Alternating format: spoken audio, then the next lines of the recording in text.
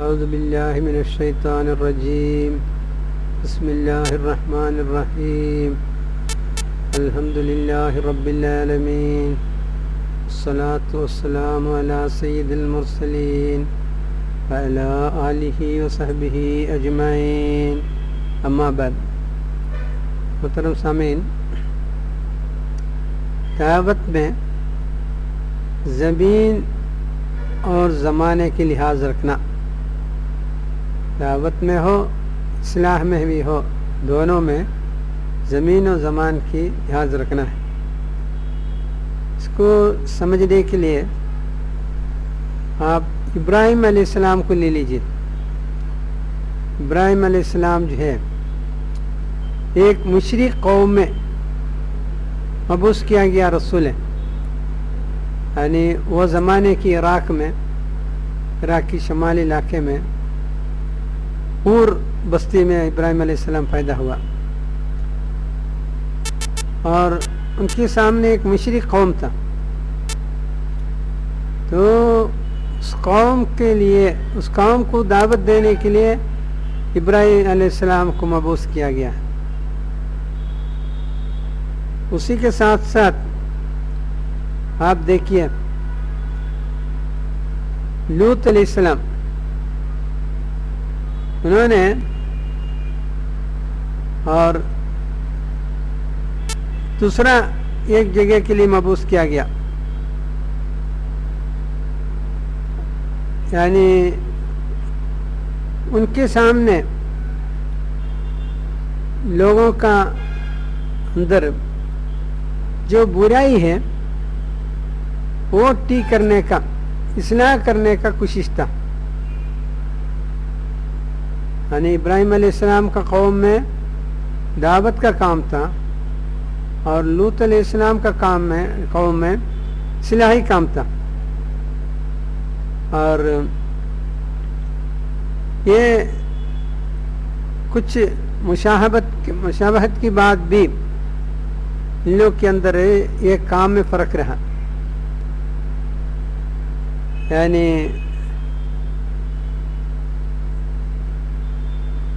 ابراہیم علیہ السلام کا جگہ سے تھوڑا 200 کلومیٹر دور میں جو لوط علیہ السلام کو مبعوث کیا گیا، تو صدوم وہ علاقے کی نام ہے، یہ دونوں جگہ بدلنے کی وجہ سے ایک کا ماحول علیحدہ ہے، دوسرے کی ماحول علیحدہ ہے، تو ان کی ماحول میں، ابراہیم علیہ السلام کے ماحول میں دعوت کی کام میں ابراہیم علیہ السلام مصروف رہا، لیکن صدوم میں جو ہے لوط علیہ السلام جو ہے ان کی اصلاحی کام میں مصروف رہا۔ یہ زمین بدلنے سے ایسا ہو جاتا ہے۔ تو اسی طرح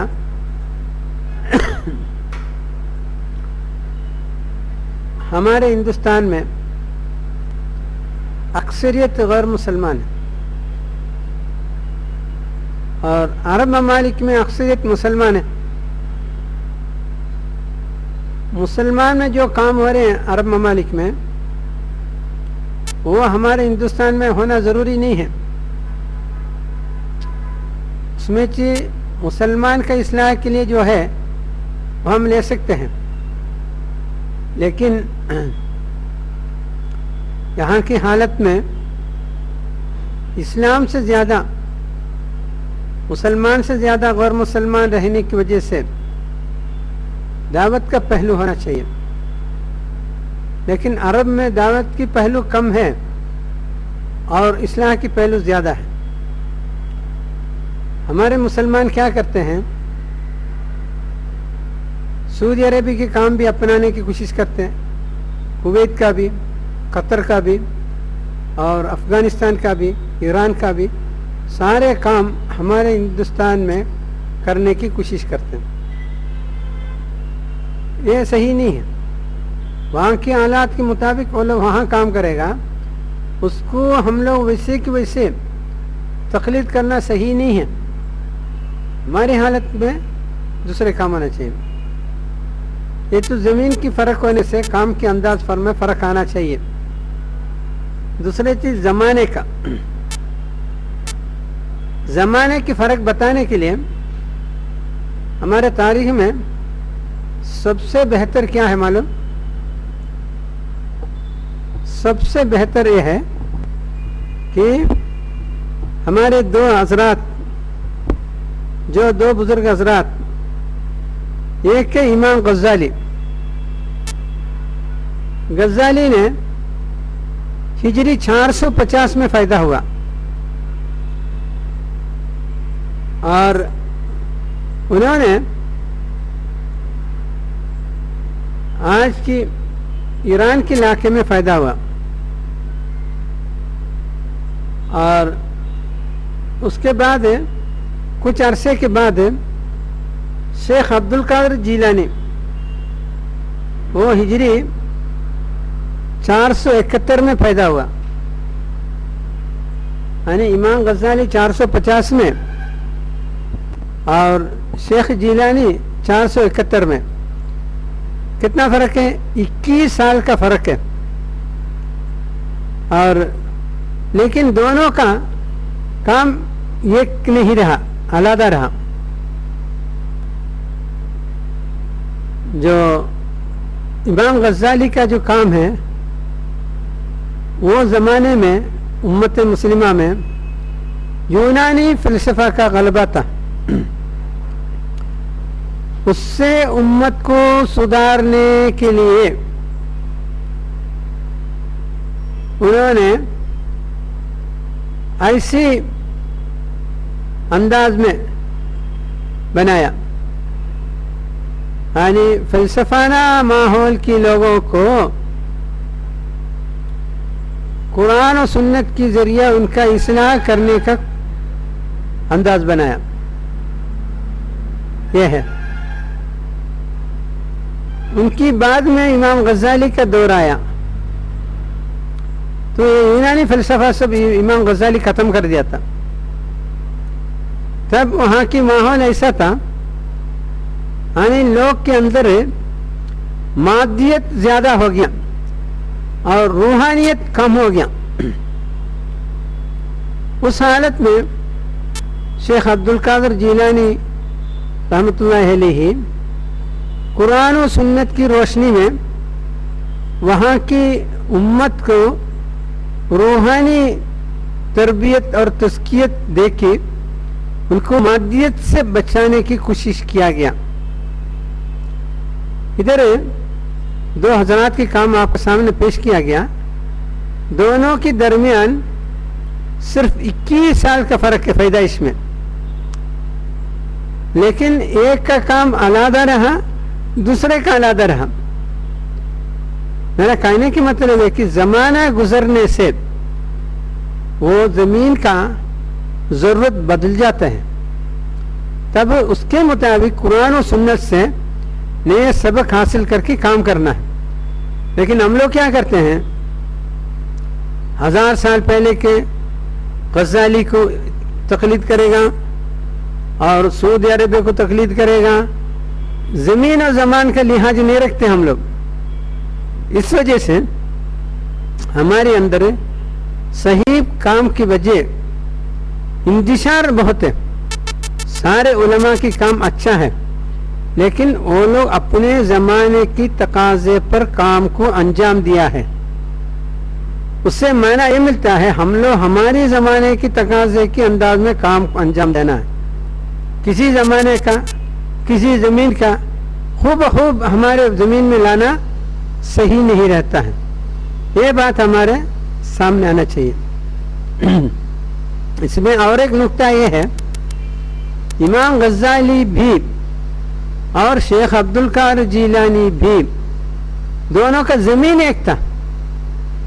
دونوں بغداد میں کام کیا، بس زمانے کی تھوڑا فرق سے اتنا فرق ہم کو نظر آ رہا ہے. تو دونوں نے بغداد میں کام کیا، ایک زمانے کے بعد دوسرے زمانے میں کام کیا تو کام کے انداز دوسرا بدلتے ہیں. اس لیے جو ہے ہم جو بھی کام کرے گا وہ کسی ملک کی کسی زمانے کی تقاضے کو پورا کرنے والے کام کو بالکل علیحدہ زمین میں علیحدہ زمانے میں امپلیمنٹ کرنے کا نافذ کرنے کا کوشش کرے گا تو وہ صحیح نہیں ہے. یہ میرا کہنے کی مطلب ہے. تو اس کے ساتھ ساتھ ہم یہ بھی آپ کو بتا دیتا ہوں ہندوستان میں کام کرنے میں کس انداز کو اپنانا ہے یہ ہم دیکھنا ہے. ہندوستان میں ابھی عرب کا کام ایران کا کام مختلف ممالک کا کام علیحدہ علیحدہ ہمارے ہندوستان کے لیے کیسا کرنا ہے اس کو ہم قرآن میں توجہ سے دیکھنا ہے تب ہم کو ایک نقطہ سامنے آئے گا. اللہ سبحانہ و تعالی انبیاء علیہ السلام کو مبعوث کرنے کا ایک ماحول ایسا تھا 100% مشرکین کی قوم جیسے کہ نوح علیہ السلام کا قوم 100% مشرکین تھا. اس میں نوح علیہ السلام کو مبعوث کیا گیا. تب نوح علیہ السلام کا کام کیا ہے اس قوم کو دعوت دینا. اسی طرح ابراہیم علیہ السلام بھی مشرکین قوم میں مبعوث کیا گیا. ان کے کام کیا ہے بس ان لوگوں کو دعوت دینا. جیسے آپ صلی اللہ علیہ وسلم جب مکے میں بھیجا گیا مکے میں مبعوث کیا گیا آپ صلی اللہ علیہ وسلم کی حالت کیا ہے آپ صلی اللہ علیہ وسلم کی حالت ہے وہاں تقریباً 70% مشرکین تھا اور 10% مجوس 10% صابین 10% اہل کتاب یعنی 100% بھی غیر مسلمان. اس میں آپ صلی اللہ علیہ وسلم کو بھیجا گیا تو آپ صلی اللہ علیہ وسلم کا بھی کام ہو رہا یعنی ان لوگوں کو دعوت دینا. تو یہ ہے. اسی طرح قرآن میں ہم لوگ دیکھے گا دوسرا ایک ماحول ہمارے سامنے آتے ہیں وہ ہے 100% مسلمانوں کا. وہاں مسلمانوں کی کثیر اکثریت 100%. تو اس کے لیے مثال کے لیے زکریا علیہ السلام یحییٰ علیہ السلام عیسیٰ علیہ السلام ایسے نبیوں کو صرف اتنا نہیں بنو اسرائیل کی اکثر نبیوں کو بنو اسرائیل کی نبی بنا کے بھیجا گیا. بنو اسرائیل بولا تو وہ نبیوں کا قوم ہے وہ زمانے کے مسلمان تھا لیکن وہ لوگ کے اندر بگاڑ ہوا وہ لوگ کے اندر بہت سے کمی محسوس ہوا. تب اللہ سبحانہ و تعالی ان بنی اسرائیل مسلمان کو سدھارنے کے لیے اصلاح کرنے کے لیے سینکڑوں نبیوں کو بھیجا ہے. بنی اسرائیل کے نبی اکثر ایسی حالات میں مبعوث کیا گیا ہے. تو ان لوگ کا کام کیا کرے گا ان لوگ کا کام بنو اسرائیل قوم کو اصلاح کرنا ہے. تو مشرکین میں بھیجنے والے نبیوں کا کام دعوت مسلمانوں میں بھیجنے والے نبیوں کا کام اصلاح. یہ ہے یعنی قرآن میں آپ تلاش کرے گا آپ کا سامنے یہ بات واضح ہوگا نبیوں کو مبعوث کرنے کا دو ہی وجہ ہے یا تو دعوت یا تو اصلاح. اور مسلمان بھیجا گیا تو ادھر دعوت اور مسلمان بھیجا گیا تو وہاں اصلاح. یہ منصب نبوت کی دو پہلو ہے. تو اس انداز میں ہم دیکھا جائے گا ہم کو ہندوستان کے حالات میں کون سی کام کو ترجیح دینا ہے یہ سمجھ میں آنا ہے. یعنی ہم کیسے اصلاح کو ترجیح دینا کرو کچھ لوگ بولے گا نہیں دعوت کو ترجیح دینا کو کچھ لوگ بولے گا یعنی اس میں مختلف رائے رہتے ہیں. تو ابھی ہم لوگ جو ہے قرآن میں ہی تلاش کرے گا ہم کو صحیح رہنمائی ملے گا. جیسے کہ بنو اسرائیل یعنی موسیٰ علیہ السلام کے زمانے میں مصر کی حالات میں بڑے اکثریت مشرکین رہا تھوڑا سے بنو اسرائیل بھی رہا. مثال کے لیے 20% مسلمان 80% مشرکین. کب موسیٰ علیہ السلام کی مصر میں. تب اللہ سبحانہ و تعالیٰ موسیٰ علیہ السلام کو کس کام کو ترجیح دیا کر کو ہم لوگ قرآن میں دیکھنا ہے. تب آپ کو معلوم ہوگا موسیٰ علیہ السلام کو اللہ سبحانہ و تعالیٰ پہلے حکم کیا دیا, اذهب الى فرعون انه طغى, یعنی پہلے فرعون کے پاس چلے جاؤ. فرعون کون ہے؟ مسلمان تو نہیں ہے, تو مشرک ہے, تو اس کے پاس جانے کی حکم دیا گیا. یعنی 80% مشرکین 20% مسلمان کی حالات میں ترجیح عمل انبیاء علیہ السلام کا رہا, یعنی غیر مسلمان کو دعوت دینا. یہ ہے برائے نام دعوت نہیں, دعوت دیا, انکار کیا, پھر دونوں کے درمیان مقابلہ ہوا, یعنی موسیٰ علیہ السلام اور فرعون کے درمیان مقابلہ ہوا. مقابلے میں فرعون کی ٹیم ہار گیا, موسیٰ علیہ السلام جیت گیا. پھر بھی وہ لوگ قبول نہیں کیا, پھر بھی جو موسیٰ علیہ السلام کو منظور کرنے کے لیے وہ لوگ ریڈی نہیں ہوا.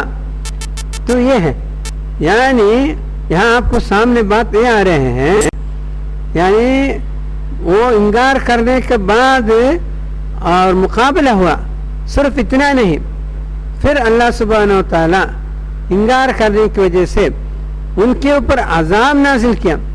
قرآن میں بتایا گیا ہے 5 طرح کی عذاب یعنی فرعون کی قوم پر نازل کیا گیا ہے. وہ سارے نازل ہونے کے بعد بھی وہ لوگ موسیٰ علیہ السلام پر ایمان لانے کے لیے تیار نہیں ہوا. تو یعنی اتمام الحجت تک دعوت ہونے کے بعد موسیٰ علیہ السلام سے کہا گیا بنو اسرائیل کو لے کر مصر چھوڑ دو, ایجپٹ چھوڑ دو. تب موسیٰ علیہ السلام بنو اسرائیل کو لے کر چلے گیا.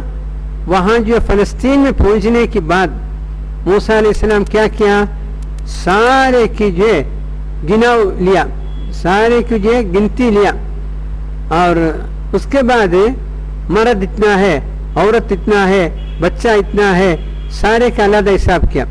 پھر ان کے اصلاحی کام شروع کیا. تو یہ بات ہمارے سامنے رہنا ہے, یعنی اکثریت غیر مسلمان مشرکین کی درمیان دعوت کو قرآن ترجیح دیا ہے. جب ان لوگوں کو علیحدہ لے جا کے پھر ان کا اصلاح کی کام شروع کر رہے ہیں, یہ قرآن کی واقعہ ہے. تو اس لیے ہندوستان کے حالات میں اکثریت غیر مسلمان ہونے کی وجہ سے ہم اس کو مد نظر رکھتے ہوئے ہمارے کام کو آگے بڑھانا ہے.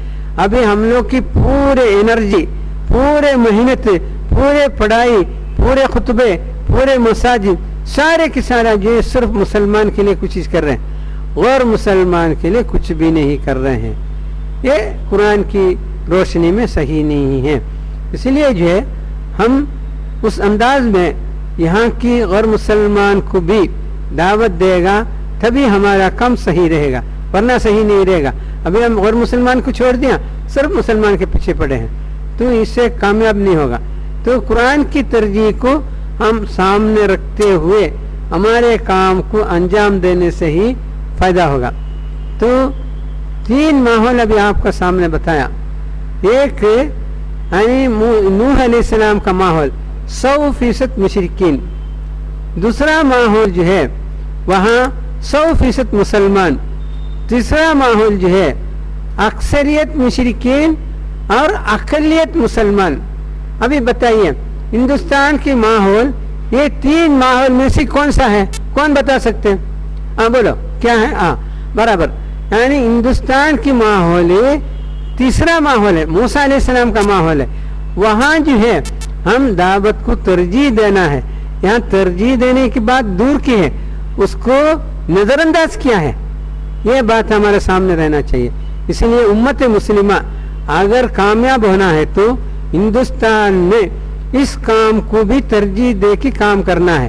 یعنی آپ کا سامنے یہ بات واضح ہو گیا کہ ہندوستان میں کام کرنے والا جو ہے اصل میں اپنے دعوت کو بھی ساتھ میں کرنا ہے. تو انبیاء علیہ السلام کا قرآن کا ترجیح یہ ہے. اس لیے تو اسی طرح ہم نے جو ہے اپنا کام کو آگے بڑھانے کی کوشش کرنا ہے, ورنہ کیا ہوگا ہم صحیح انداز میں نہیں ہوگا، اپنا کام صحیح انداز میں نہیں ہو سکتا. اس لیے جو اللہ سبحانہ تعالیٰ سے دعا ہے کہ ہم یہ دونوں کو سامنے رکھتے ہوئے، یعنی اصلاح کو بھی دعوت کو بھی سامنے رکھتے ہوئے ہم اپنا کام کو انجام دینا. 20 کروڑ مسلمان کے لیے ہم نے 2 لاکھ مسجد بنایا تو 80 کروڑ غیر مسلمان کے لیے کتنا ہونا، یعنی نسبتاً اس کے انداز میں کونا کام، یعنی 20 کروڑ مسلمان کے لیے 2 لاکھ علماء کام کرتے ہیں تو 80 کروڑ غیر مسلمان کے لیے کتنے لوگ کام کرنا. لیکن یہ توازن ہونا چاہیے، تب ہمارے کام صحیح رہے گا، قرآن کی روشنی پر رہے گا، انبیاء کی طرز دعوت پر رہے گا، انبیاء کے انداز رہے گا، تب ہم صحیح انداز میں کام کرنے والا ہوگا. اس کو سامنے رکھتے ہوئے ہم اپنے کام کو انجام دینا ہے. اللہ سبحانہ و تعالیٰ سے دعا ہے کہ ہم اس کو سامنے رکھتے ہوئے ہندوستان میں اپنے کام کو آگے بڑھانے کی کوشش کریں. اللہ سبحانہ و تعالیٰ ہم سب کو، آپ کو بھی، ہم کو بھی، سننے والے کو بھی، پورے امت کے افراد کو بھی دعوت کو بھی ساتھ کرنے کی توفیق عطا فرمائے. وآخر دعوانا الحمدللہ رب العالمین. السلام علیکم ورحمۃ اللہ وبرکاتہ.